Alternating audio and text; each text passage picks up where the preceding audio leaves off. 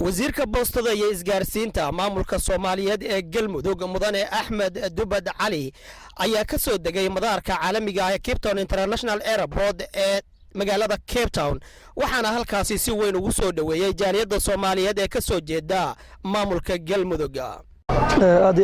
aan u faraxsanahay dhammaan jaaliyadda Soomaaliyeed ee Koonfur Afrika gaar ahaan jaaliyadda Cape Town waxaan farxad inoo ah inaan soo dhaweyno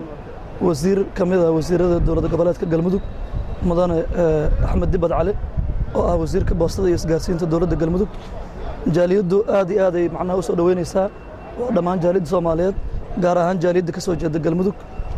wasiirkuna booqasho oo nagu soo gaaray marka soo dhaweyn wacan mudane wasiir welcome to Cape Town. waxaa sharaf weyn noo ah jaaliyadda Soomaaliyeed haddaan nahay South Africa gaar ahaan gobolka Western Cape inuu noo yimid wasiirkeennii maamul goboleedka Galmudug annaan soo dhaweyno hadda waxaan taagnaa waa aeroboortka marka waxaan leenahay sidii wasiirku yidhiba waa dambeeyaa iyo wada hadal laakiin waxaan leenahay mudane wasiir ku soo dhawow South Africa gaar ahaan Cape Town jaaliyadda Soomaaliyeedna aad iyo aad ayay farxad u qabtaa aad ayaan u soo dhaweynaynaa wasiirka anagoo ah jaaliyadda Soomaaliyeed gaar ahaan jaaliyadda Galmudug aad u soo dhaweynaynaa waxaan leenahay wasiir ku soo dhawow Cape Town. wasiirka ayaa ka warbixiyay socdaalkiisa isagoo sidoo kale jaaliyadda u sheegay inuu hambalyo salaan ah uga wado madaxweynaha maamulka Galmudug iyo madaxweyne ku-xigeenkiisa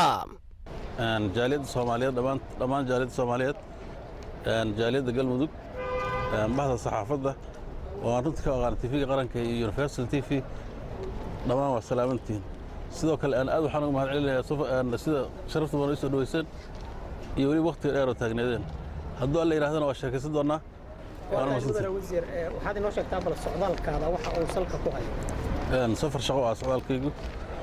waana ka dhigi doontaan hadduu alla yiraahdo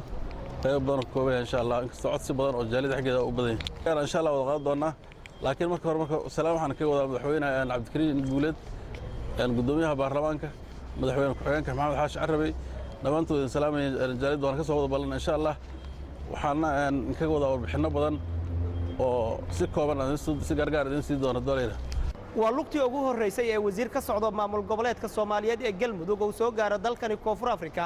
tan iyo intii dhidibada loo aasay maamulkaasi Xasan Kaafi Maxamed Shire telefishinka caalamiga Universal Cape Town International Airport magaalada Cape Town.